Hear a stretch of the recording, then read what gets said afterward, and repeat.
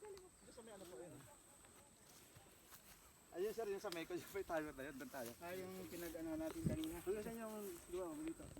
Ito sir, dito sir, dito. Pag wala dyan. Diyan sir, pag ano to, pa literal Oo. siya. Pag ganun. Oh, pag ano siya sir, oh. Dito. Saan yung boundary dito sir, Odad? Yung kahoy po. yung kahoy na doon, sir. Alin?